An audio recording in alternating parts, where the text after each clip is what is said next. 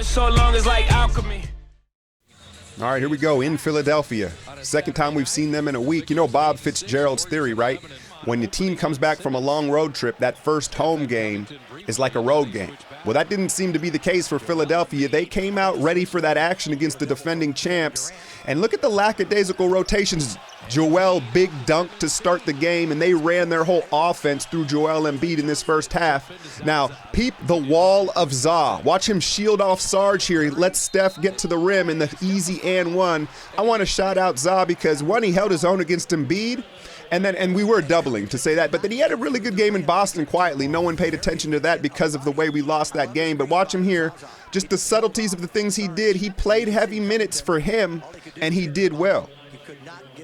Now, I said heavy minutes, but 15 minutes is more than he'd been getting, honestly, with the emergence of Looney. But you see him hit the foul line jumper. He had 10 points. And I thought he did all right on Embiid, but we had to double him. Philadelphia has two guys that you essentially have to double in Embiid and Simmons. Look how he's just, who makes Zaza look small on the block? Embiid does. 7'2", legit 300 pounds. And it was just another one of those games where they came out. I didn't like the energy early on. And KD, kind of watch him disrespect Sarge here at the rim, just casually thinks he's going to spike it on him. No, you're not. You get roofed. Good for Dario Sarge not letting him stunt on him. Clay, who kind of had an off night, 7 of 17. Most of them came late in the game. You see Curry just not really reading what's going to develop on time as Philadelphia, very long and athletic. And then this man, all he does, right, is make threes. Covington in the corner would have himself a big first half.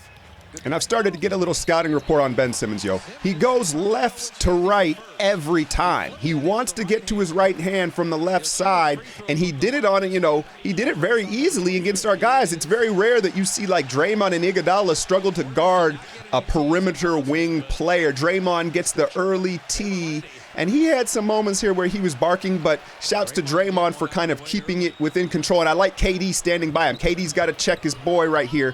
Something I felt that was off was the spacing. Look where Steph takes that shot. That's normally behind the three-point line for a three. He took a lot of long mid-range twos that just let me know the spacing a little bit off. Clay, nice drive at the rim, but he attacked Redick over aggressively, I think. He tried to take advantage of his size, and it kind of backfired on him. You see Embiid, 1 of 4 from downtown, 21 points. He's a little bit of a prima donna. I like him, but let's calm down here a little bit, big fella. Right? And now watch this. Curry's on the wrong side. This is out of a timeout. Kerr calls another timeout out of frustration. Like, what are y'all running? This is not the set I wanted to run. And it just shows you a little bit of lack of focus. You see P-Mac. Where's P-Mac been at, man? Why can't P-Mac get in a rotation, Kerr? But anyway, so this is back-to-back timeouts, and I was very curious to see what he wanted out of this because, so I could figure out who was in the wrong spot, and it appeared like it was Steph. Steph needed to be on the left side because they wanted Clay rolling off the right and catching going left like most right-hand shooters want to. Watch him double little drag screen. That's what they wanted. So out to lunch offensively and defensively, and they can't even execute it on the second time. Well, he got the look he wanted, but couldn't knock it down. Again, poor rotations. And this is what you're going to see. Teams are going to shoot an extra amount of three-point shots against us. Steph, another long two-point shot, and then watch the Aussie out in transition, just gliding, quick crossover, and the spike with the left hand, man. And like I said, the fluidity at his size, I can't really compare him to anybody else right now in the league. He's smoother than Giannis even. KD drives baseline after his perimeter shot wasn't dropping, but that wouldn't be the case for this man. Covington, 20 points on the night, hand in the face, it didn't matter. And he's kind of like a Klay Thompson type player, only he's a 3-4, right? But he's a catch and shoot artist. Now look at Ben Simmons just do work on Iguodala here. This was eye-opening. Very rarely do you see Iguodala struggle to guard someone one-on-one. He did on this night. You see the elite size and skills as he creates for others. Covington truly in the 3-and-D mold. Watch him just swoop another careless KD drive, right? And get out in transition. He's like, look, I ain't gotta dance now. I'll make money move. $66 million worth every penny. The 28-footer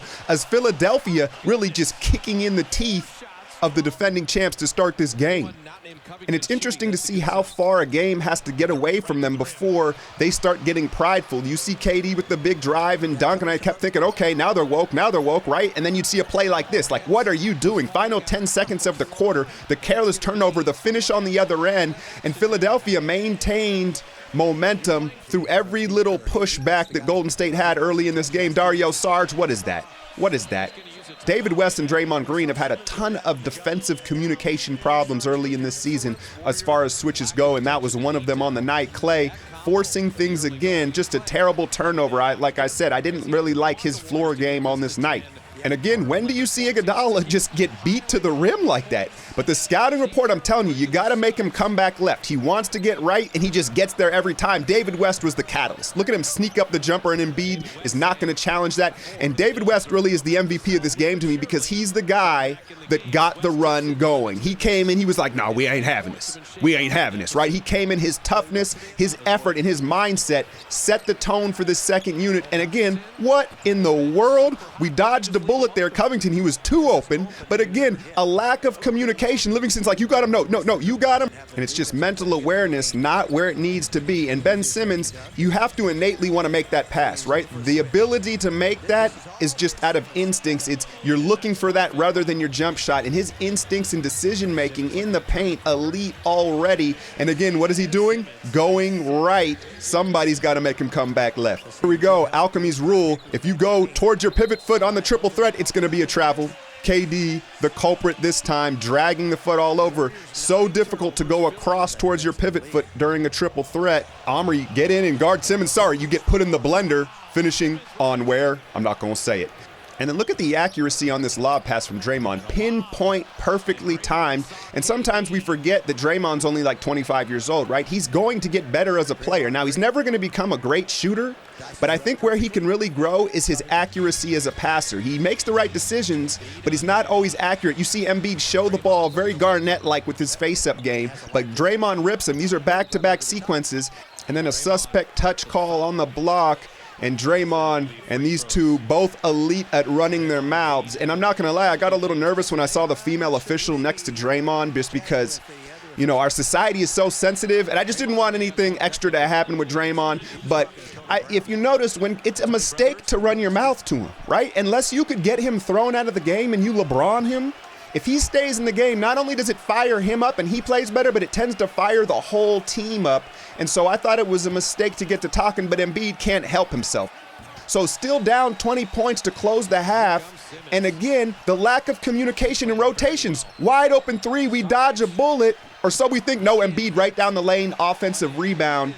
And I took to Twitter at halftime and I kind of called the game over. I said, you can't let him score 47 points in the first half and win this game. But I think subconsciously sometimes I say games are over prematurely because then I always end up wrong. So sometimes it eases my frustration when I say, oh, it's over, right? It eases me and it allows me to watch the game. Something that Steph does is when he's struggling, he gets to the mid-range. I like that rather than trying to get going from the three-point line. And then peep this little instance right here where Ben Simmons says something and I think he may have activated the splash god, right? He's like, don't say shit to me. Because all of a sudden there's a little pep in his step and he hits the patented step back three in his face. And it's like, uh-oh, Philly. You smell that? You smell that? Is that the chef in the kitchen? KD, he had a quiet 27. But what I love about this is peep the war cry.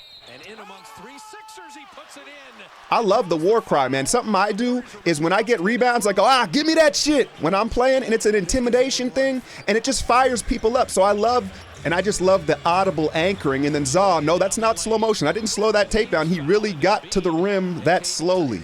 But Zaza, people say, well, why does he shoot? He has to shoot those shots. The team tells him to shoot those shots to keep the defense honest. Then look at the run out here, and this is the scary moment of the game. And thankfully, finally, it's not a Warrior in the scary moment of the game, right? Embiid, I brought this up a week ago. He's very reckless for his size, and this was one of those moments where you're like, oh, God, he did have a back fracture at Kansas. And you could see the fear. I don't think he was hurt. I think he was scared. But this was so unnecessary. And I had flashbacks of Paul George. Remember the goalpost at the Olympic U.S. trials? Obviously, it wasn't the leg, but this could have been a tragedy and was so unnecessary. Thankfully, Embiid would get back in the game.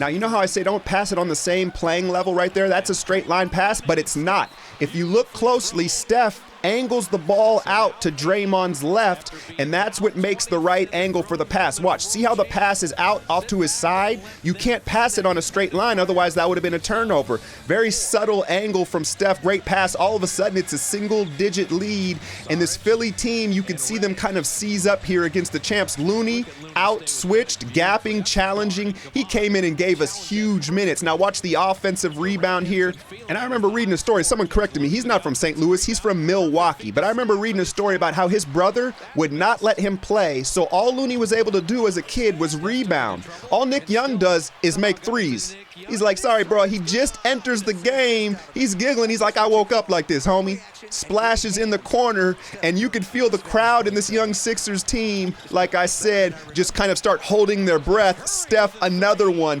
20 points from the splash god. Then the quick double team, and this is Embiid's Achilles heel right now, right? Is getting passes quickly enough out of the double. He starts to get frustrated. Their young leader picks up the tee. And the Cameroonian's a different type of dude, man. I'm willing to venture he smells a little different than the other brothers on the court. Look at him, whoos. And then he's like, oh shit, Draymond's on the court. Nah, I'm messing with you. But Embiid, man, he's a fun guy to just watch. I hope he stays healthy. Looney, 5 rebounds in 9 minutes, plus 19 off the bench, man. And then this is the triple threat of death. When Steph's going, triple threat, there's nothing you can do. Rocker, step, splash. So here we go, Steph, 20 in the quarter, right to end it. He's going to curl off this screen. The gravity, quick crossover, left-handed finish from Draymond. And he is becoming such a better decision maker, man. He has the ball in his hand so much, and that's where I think we're starting to see him get better. Like I said, that's there a lot for him because the gravity our shooters provide, sometimes he's just got to attack. So here we go, fourth quarter, and it was David West. How about this stat line? 14 points in 13 minutes, 7 of 8 from the field, and 7 rebounds. And like I said, he was my MVP of the game. I know Steph went off, but it was David West that really got us going, that started the engine when we had nothing going on. Embiid, another double. That's a great pass. He'll learn because he's going to see the double team every night. But Philadelphia, the momentum swing that happened, this young team could not withstand it emotionally, and you could tell that they just didn't have a chance once we regained the lead. I think it was too much of a mental blow for this young team. Livingston, Iguodala, you don't make a pass like that unless you see the floor and see what's going to happen ahead of time. One more quick critique on Embiid is, look, he gets the switch with 6'6" Iguodala on him, and he doesn't make him pay. Watch him face up and shoot a jump shot. He could have just backed him down and dunked him in the basket. So Embiid, I think he's a little infatuated with his little man game, right? Late in the game, they force-fed Klay. He struggled to shoot from the field, and he got a couple of buckets that cosmetically fixed his stat line. But I think he, like I said earlier, he was forcing things against Redick, who he historically kind of eats for lunch. And this is what Ben Simmons will figure out. You can't let him get a head full of steam. Once he starts getting comfortable going to the free throw line, there's nothing you can do because you gap him because he can't shoot, but that space gives him a head full of steam at the basket, much like a young LeBron.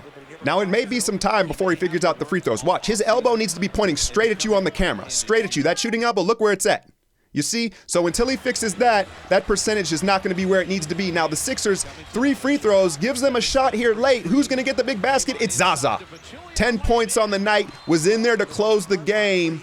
And so after giving up 47 points in the first quarter, they have a 47-12 third quarter and again flip the switch, which can become more dangerous against more experienced opponents, particularly on the road. Now, you never fight a man with nothing to lose. The Brooklyn Nets are a man with nothing to lose on the back end of a back-to-back. It could be a trap game early Sunday in Brooklyn.